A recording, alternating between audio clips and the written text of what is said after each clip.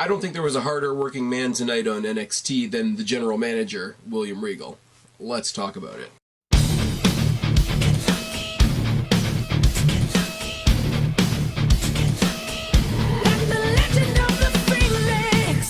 What's going on, everybody? It's your buddy, it's your pal Spaz Phoenix, the YWC reality check here with your NXT review for March 28th, 2018. And first and foremost, let me apologize. I know there was no 205 live review for you guys last night. We did have Tony Nese versus Mark Andrews, and Mark Andrews won, and Mark Andrews gets to face Drew Gulak next week, which I'm actually looking quite forward to. I'm actually really happy they're starting to use Mark Andrews. I find him to be a really, really fun character. But we also had Buddy Murphy with a little shining moment of his own, beating three former Cruiserweight champions in Tozawa, Kalisto, and TJP. So I have to think that after WrestleMania, his transition to 205 Live will be complete, because he's going to be going after whoever wins that title, which I'm pretty sure is going to be Cedric Alexander. So we're going to get, if my predictions are correct, we're going to get Cedric Alexander versus Buddy Murphy storyline progressing after WrestleMania, but we also know what else is coming for 205 Live after WrestleMania. So it'll be an interesting show to watch for sure. Hopefully I will I'll catch the go home 205 Live show, but that'll all depend on when we're doing the pay-per-view pick'em and all that sort of thing. House cleaning as it is, a lot of you have responded pretty positively to the slideshows that I do when I'm at the live shows, etc. You know, the NXT Mississauga show that was here not too long ago, the WWE live event, the Road to WrestleMania tour that came through Toronto last week. I know house show stuff doesn't really matter to anybody that's not in the GTA, but it's more or less a place for me to stick a bunch of photos that I'm not going to stick anywhere else. So for those of you that are enjoying it, thanks. For those of you that aren't, it's all good. Come talk to me about NXT 205, etc. Speaking of which, check out the playlists up in the annotation up above for NXT, for 205 Live. Check out the Off the Cuff series, as well as what's the other one? Oh yeah, the Q&A. The Q&A that I'm going to be doing sometime next week. If you want to get your questions in, toss them in on the comment section of the January Q&A. You've got about a week left to do that. I'm going to be doing that sometime during WrestleMania week. WrestleMania week, I'll just say right now, I don't know if there's going to be a proper NXT review or a proper 205 Live review. There is going to be the Q&A, there is going to be the pay-per-view pick'em for TakeOver New Orleans and WrestleMania. I haven't yet talked to my co-hosts. I want to sort of confer with them. The pay-per-view pick'em for the NXT show and for WrestleMania may be two separate videos. I don't really know how that's going to work out. There may be some other topical videos in there as well. You never really know. So you're not looking at a typical schedule on this channel next week either. So after I just finished saying sorry for missing 205 Live this week, I might do it again next week. Sorry about that, but yeah, house cleaning. I usually take notes for the house cleaning, and I didn't, so there's that. Oh yeah, anybody in April that's going to the Destiny Icons show, please come up, say hello to me, buy me a Smirnoff. It's all good. Let's talk about NXT tonight. Let's talk about a busy, busy man named William Regal. Because William Regal, before the show even starts, we see William Regal outside in the parking lot with a very, very pissed off Tommaso Ciampa, who's very upset that, you know, Johnny Gargano is supposed to be fired. Why is this guy attacking me? I have to worry if I'm going home, if I'm going to the gym, if I'm going to the show, if I'm going to my physio, whatever. I got to worry about this guy. We got to take care of him. And William Regal says, all right, so we'll solve this the way we solve it in NXT. We'll have a match at TakeOver. But, you know, technically Gargano is fired, so it's going to have to be a non-sanctioned match. Tommaso Ciampa, being the evil guy that he is, sort of grins his own evil grin with the big beard Jones there.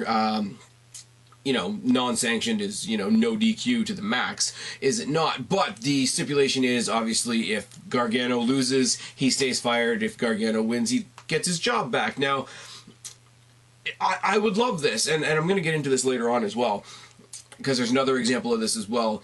I would love this, except we've already got a career on the line match happening WrestleMania weekend with the whole Sami Zayn, Kevin Owens, Shane McMahon, and that other guy that came back. Like, that match already has career-ending stipulations to it. So we are doubling up a little bit, but I mean, there's a lot of that happening in WrestleMania season this year. There's a lot of multi-person matches. Speaking of multi-person matches, William Regal isn't done with the announcements tonight. He comes out, he talks about how NXT is the best brand out here. We bring you the best, you know, wrestlers from all over the world, from all different areas in the world, and with NXT expanding, we need new items to show who the standard bearers are, and he announces the premiere of the the NXT North American Championship. Now, this has been probably one of the worst kept secrets on the internet. We've heard about this for weeks and weeks and weeks now. The NXT North American title, and it's going to be contested at TakeOver New Orleans. Now, he's interrupted by somebody with a brand new song, music we've never heard before, but it says top 1% in the lyrics. So who do you think is coming out but EC3? Now, we all shit on TNA, a whole bunch, but one of the good things TNA did was take a relative nobody from the old type of NXT named Derek Bateman and turn him into their version of The Miz, more or less, in EC3. And I loved EC3. I loved the pairing of EC3 and Rockstar Spud. When I heard Rockstar Spud was coming to WWE, I thought these guys would come together because their act was really fucking good. Comes out to the song Top 1%er. Everybody's cheering for this is why I don't think EC3 is gonna work in the beginning, because he's a heel that everybody loves. He's a heel and he's a jackass, but because people love him, the more he's a jackass, the more people are gonna love him. So when he comes out and, you know, people are chanting EC3, they're chanting 1%. He says, I love that chant. I'm just going to sit here and soak it in for a second.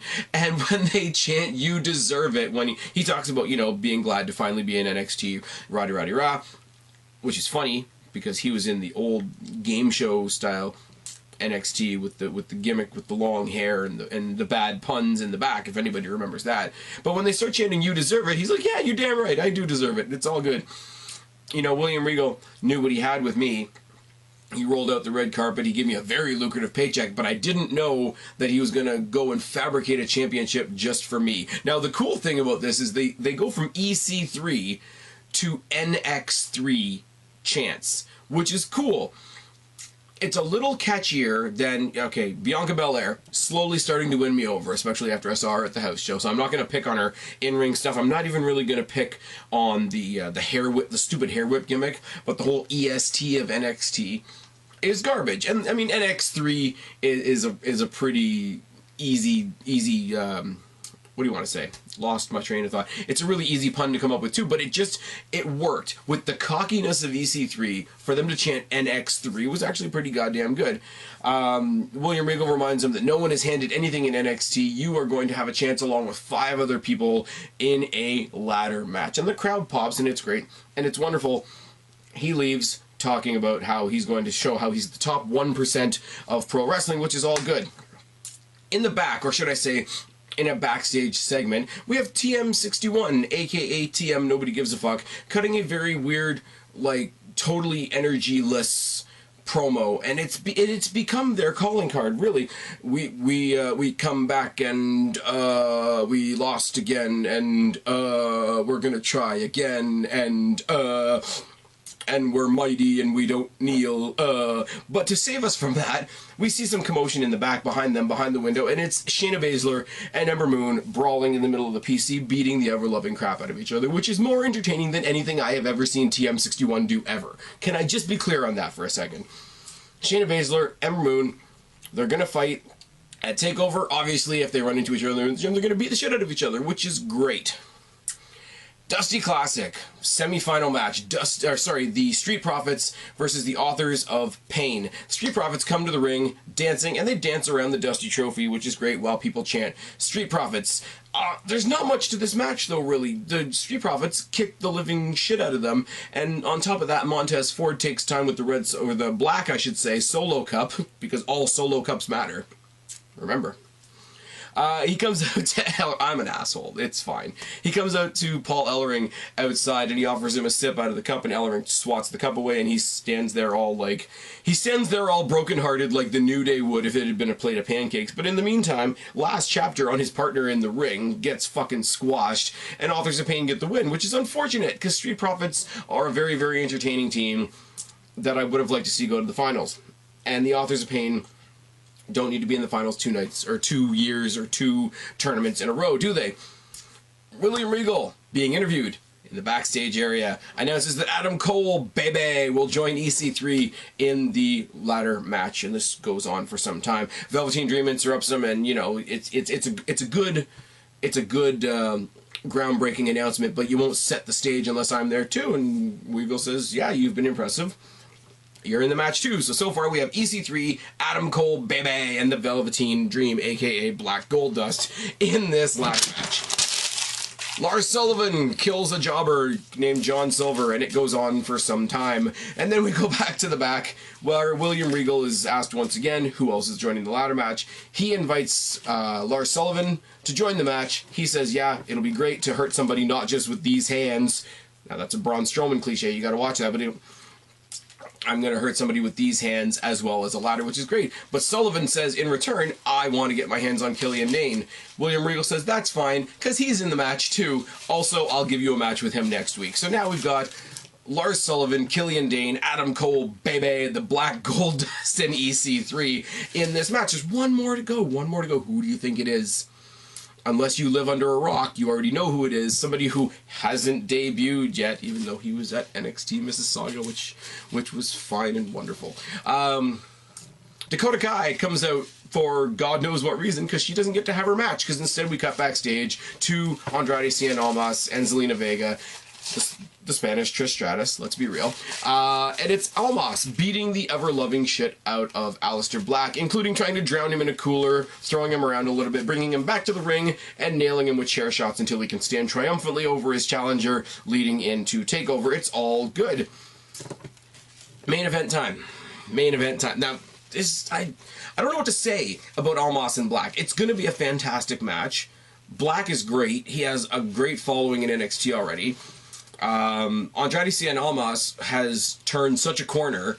You know me. I didn't like him when he first came in, when he looked like he was jumping out of a Christmas cake because he was Mr. Strippergram. Then he went from that to his whole gimmick being that he was a wrestler that didn't give a shit about wrestling, to this guy who's out there destroying shit. This guy who I'd like to see on the main roster. This guy who I would love to see in a main event program with Alberto Del Rio, who's rumored to come back to WWE. Oh yes, fans can cry about it.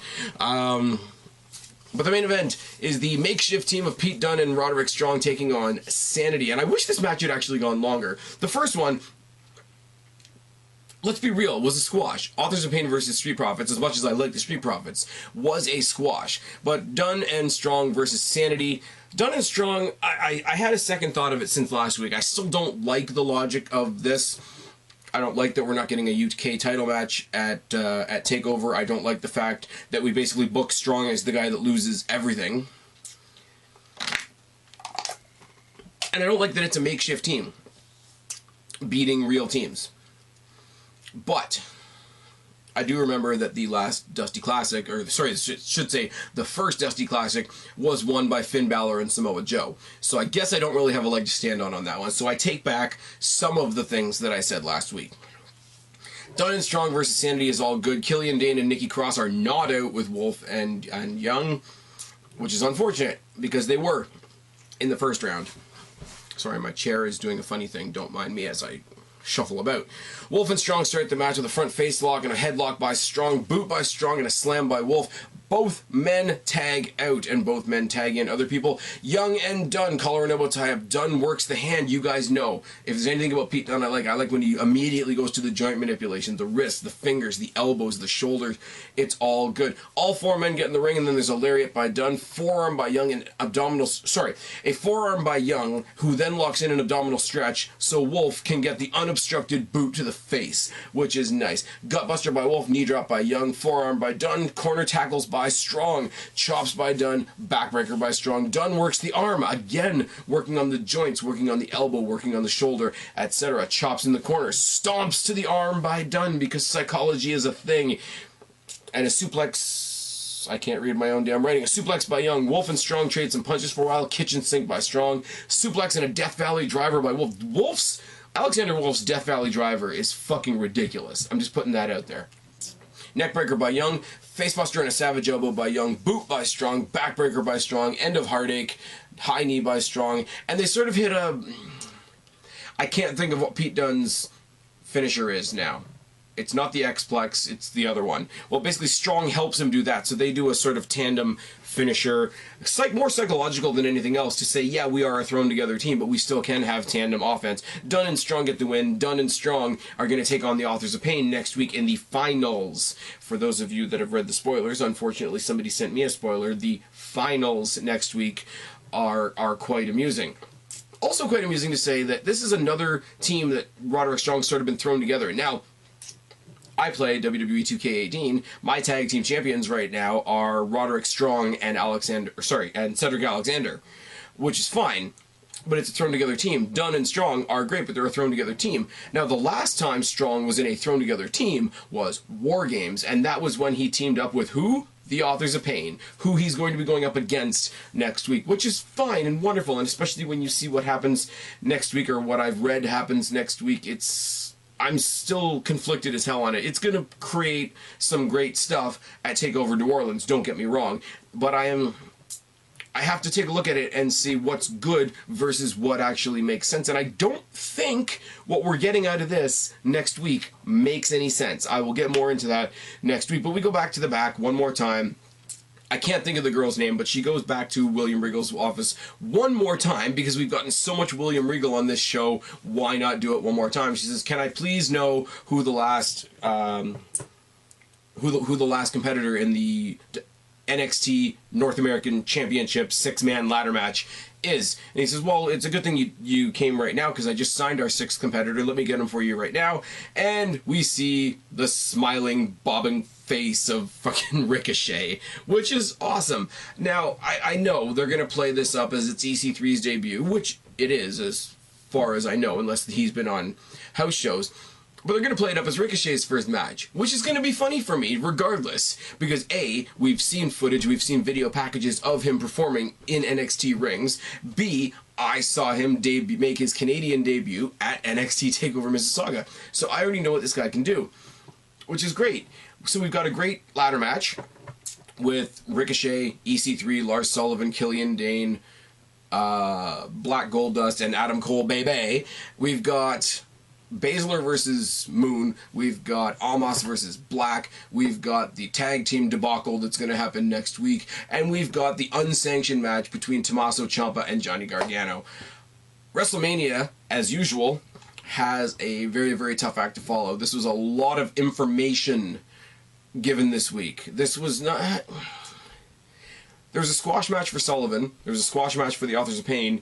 And the main event didn't go nearly as long as I thought it could have. So as far as in-ring action this week, left a little to be desired, but we got a lot of information. We got a lot of stuff to look forward to next week, and we got a lot of stuff to look forward to at NXT TakeOver New Orleans. So now that I've rambled long enough, and I know I've stuttered a lot this evening, excuse me, I'm still getting over feeling sick from yesterday.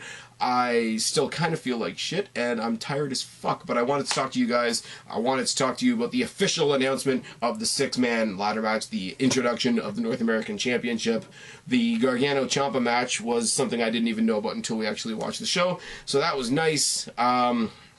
The Dunn Strong thing is still very, very strange, in my personal opinion. But join me next week. If I do reviews, we're going to be talking about 205 Live, where Mark Andrews is going to get his hand on Drew Gulak, as well as next week we're going to see Killian Dane versus Lars Sullivan, and the Authors of Pain versus Roderick Strong and Pete Dunne. Till then, I've been Spaz, your YWC Reality Check. Subscribe up there, talk down there, start a conversation. Keep all these conversations going. Don't be a stranger. I will talk to each and every last one of you later, but for right now, I am tagging out. Bye, guys.